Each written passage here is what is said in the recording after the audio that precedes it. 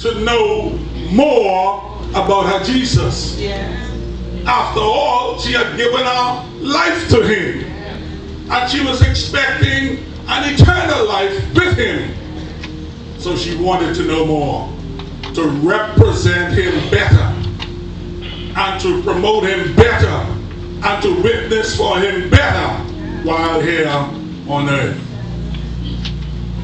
And so her desire for greater knowledge was reflected in our commitment, in our faithfulness to the ministry of Sunday school on the local level,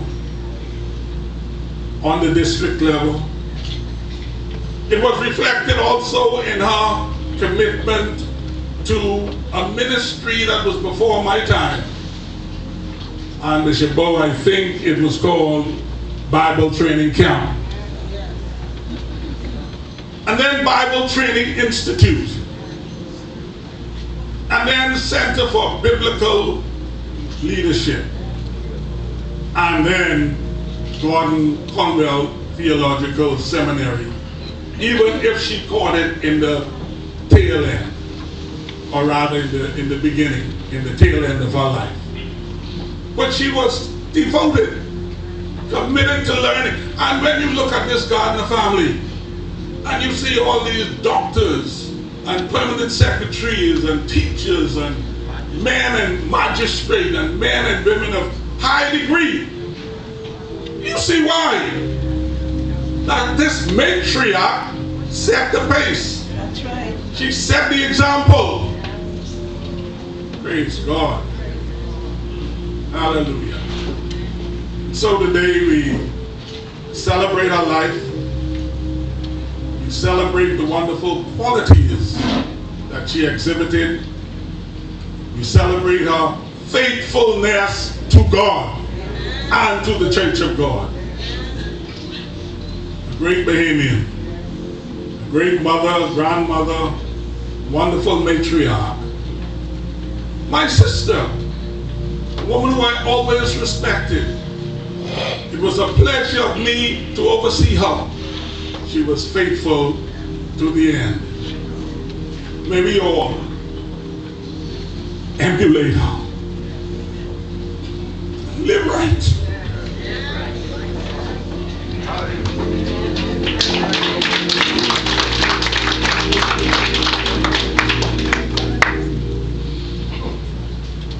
Behold, what manner of love the Father hath bestowed upon us, that we should be called the sons of God.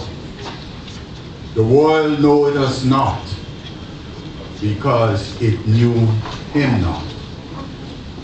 Beloved, now are we the sons of God, and it doth not yet appear what we shall be. But we know when he shall appear, we shall be like him, Yes. or we shall see him as he is. And every man that had this hope in him purified himself, even as he is pure. Thank God for the protocol set. And I want to embrace this opportunity to extend condolences to the bereaved family, particularly the children and the grandchildren. On behalf of my wife, teacher Thompson, and indeed the members of my family and myself, it is our prayer that God will grant you comfort and strength as you go through this time of bereavement. I am here today to join with the bereaved family,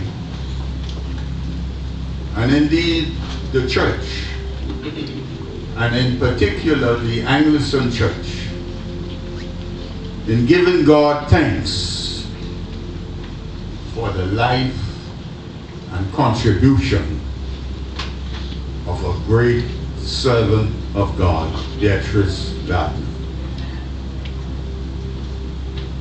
I thank God for her, and I thank God for her example. I've been blessed to have known her for many years, serving and working faithfully in this local church. And so we give thanks today for her contribution to the work of the Lord, and indeed to this nation.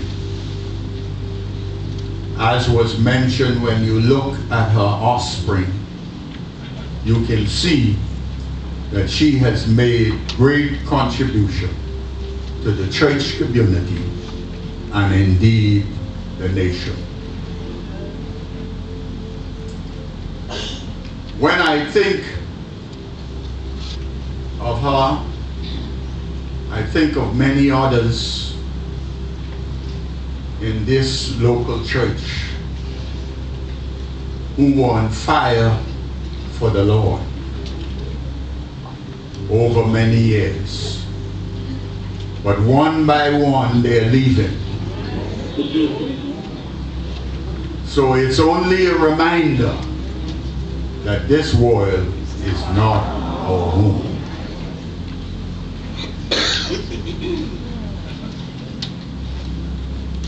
As it is with every one of us, we come into this world with an assignment. And when that assignment is completed, we transition from the terrestrial to the celestial. Beatrice had an assignment for 94 years.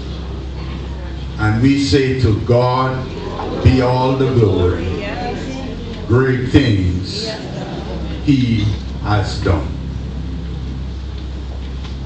But as we go on this journey, the old mortal house deteriorate and eventually crumbles. But thank God, when this mortal crumbles, there is another house. Amen. Well, I heard the Apostle Paul say, for we know that if this earthly house, hallelujah, of this tabernacle were dissolved, we have a building not made with hands, eternal in the heavens. When you see Beatrice again, she will not be in the old house, but she will be in the new house. A house that will not die, a house that will remain eternal forevermore. Amen. So I say to you, bereaved family, cheer up, keep hope alive. When we see Beatrice again, it's going to be nothing but glory. For when we all get to heaven, what a day! I better stop. What a day of rejoicing that will be. When we all see Jesus, we'll sing, we'll shout. Anybody feel like singing and shouting now? We'll sing and shout the victory. God bless you.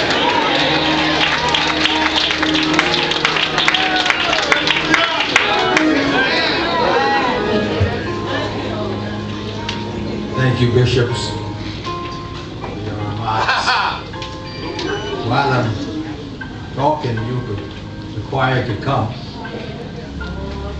I don't know about you, but again a stir coming in.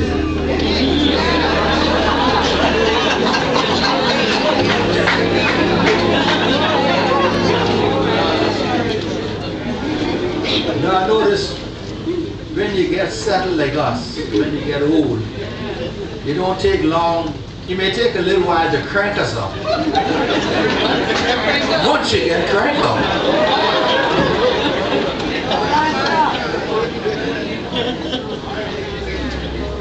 Bishop, I thank you.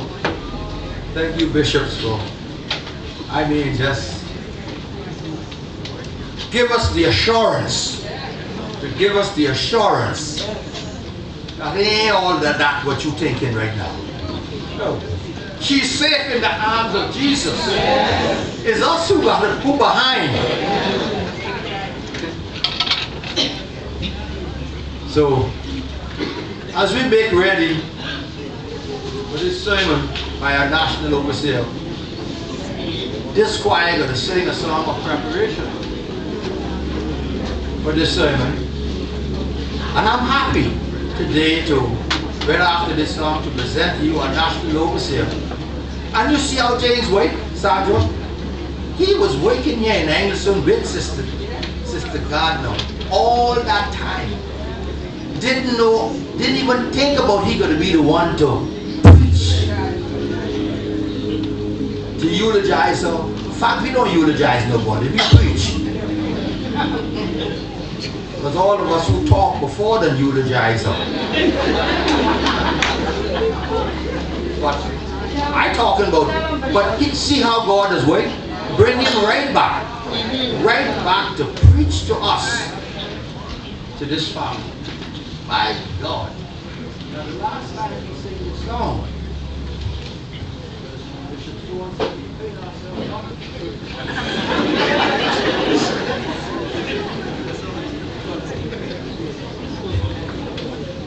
But we're not going to do that today. We're going to sing this for Sister Gardiner.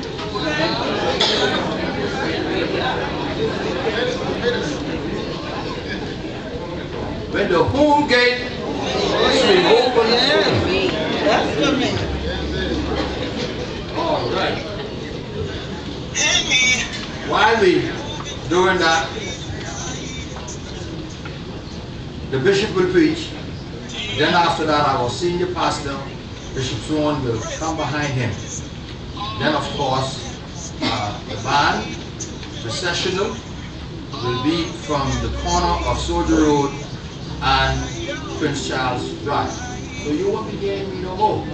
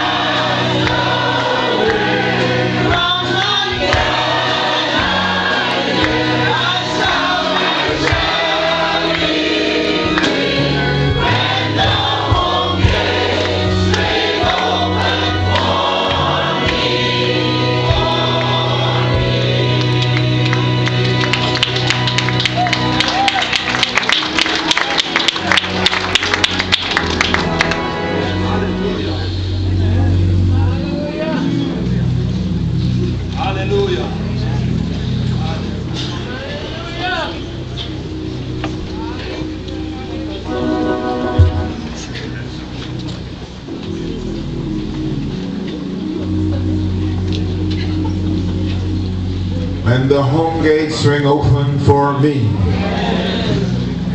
that will be a happy day.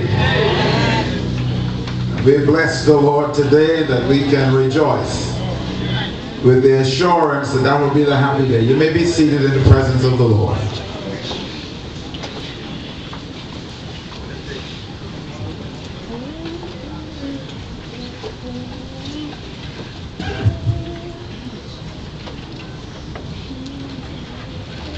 Moderator Bishop Rudolph Bowe, the strict overseer and pastor.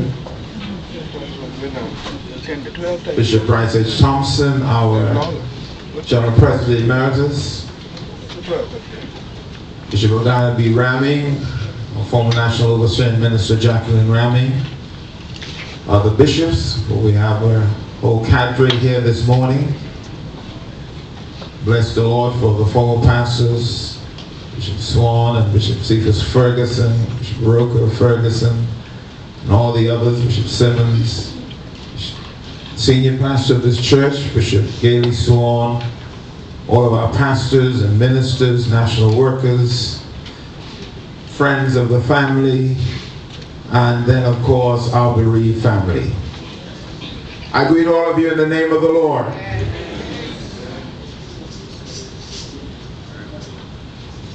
Today, Sister Rose joins me in conveying to this beloved Gardiner family, on behalf of our entire family,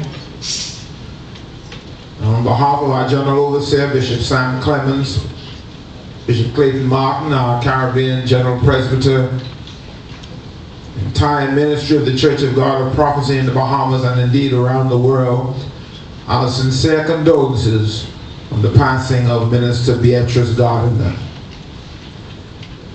Another soldier of the cross has laid down her war tools to study war no more. And another child of God has left her footprints in the sands of time. As I reflect upon the life of Mother Beatrice Gardiner, I remember her as one who was a strong, intuitive, an excellent Bible scholar and Sunday school student. I remember her as a supportive, plain and forward-speaking person.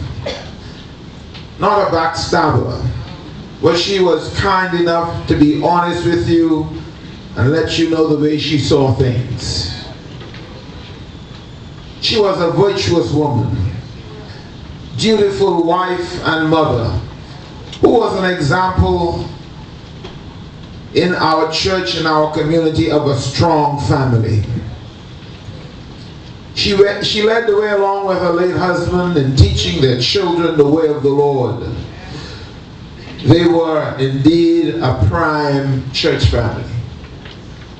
Prayer meetings, Sunday school, church services on Sundays, and any other day when the doors were open, it was a part of their daily routine. Sister Gardiner supported church leadership and church activities and sacrificed time, talent, and treasure to help to build the work of the Lord here in the Bahamas, and for this we are eternally grateful. I have only known this family as part of the Englerston church. This is where I knew them. And they have become a part of the fabric of this work here in Englerston. Yes, this family was so large that from parents to grandchildren, somebody was always involved in some part of ministry in this church. They were always involved doing something in all of the various ministries. And for this, I thank God for the commitment of Sister Gardiner, her commitment to the Lord, her commitment to the church, and her impact that the family itself as a whole would have had upon the church as a whole and the young people of this local church. In the early 70s, when I started attending Englerston on a regular basis, the Gardiner family were very much intact here and serving in this local church, and so I grew up with the children, and I know that We weren't quite as large as we are now today. It's a little larger than those days, but I used to think of services, especially on Sunday night, Bishop Bowe, when we had the same kind of crowd. Englerston was never a little church on the side of the road. It was always a powerful church. And I thank God for the leaders who are here today, 3 pastors who are here to celebrate the life of Mother Gardiner. She was a woman who served well along with her family, and anybody who knew Obed Gardiner knew that he was a man who loved the church. Stood for what he believed in, told you where he saw it, and stuck with his point in Sunday school. Now this brother Obed loved him because when he believed it, he believed it. You're not going to get it out of him. And Sister Gardiner was no less a scholar. She was a woman who loved the word. Beatrice Gardiner served well and gave of her best to the Master. She lived so that she could live again. Served in this local church, as Bishop Cephas named it, the county seat of the Deep South. And I hope we're still holding on to that title. The county seat of the Deep South. During the past 4 years since I sat in the office as National Overseer, Sister Rowe and I have tried to visit Sister Gardiner as often as we could. And every time we went to that house, she was a happy camper. It was such a joy to be in her presence because she still, you know, when you get a little older, you start losing your memory here and there. But she still remembers Frankie and Revaughn. No matter what happened, she remembered us. She was well cared for. She looked good. She was always in a joyous mood, and I tell you, she sang the songs of Zion with us. When we sang and prayed with her, she was a woman who sang and prayed right along with us and shouted hallelujah just like in the old times. Sister Gardiner hasn't lost anything. Thanks be to God. Indeed, every time we visit her, we left there feeling very good. Feeling maybe even a little better than we got because we, sometimes you see sick people and you get a feeling, Lord, they're suffering, but Sister Gardiner, over these past 4 years that I visited on a regular basis as National Overseer, she was a woman who was, such a happy Christian, and I thank God that she always exuded the blessings of the Lord in her life. He had no reason to feel sorry for her or concerned about her physical or her spiritual well-being. We saw that everything was intact, and I congratulate the family. I congratulate your family. You ought to give them a good cheer. They did a good job taking care of Sister Gardiner. Today we are humanly and emotionally discomforted by her passing, but we are spiritually comforted for as much as we know that her labor was not in vain in the Lord. She served her God well. She has gone from time to eternity and from labor to reward, and I thank God that she's gone to that city where the Lamb is the light, to that city where there comes no night. I have a mansion, the songwriter says, over there, and when free from sin and care, I'm going where the Lamb is the light. I say good night, Sister Gardiner. You have done well. You served as an inspiration. You were not just here, but you did something while you're here to inspire the young and the old. You caused us who didn't want to read and study the Bible to do it because you proved that you can stand your ground on the word anywhere and at any time. One of these days, the righteous judge is going to say to you, well done. He's going to give you a crown. And not to you only, but unto all those also who love his appearing. I believe today that we can all rejoice in the God of our salvation, that another child of God has gone to be with her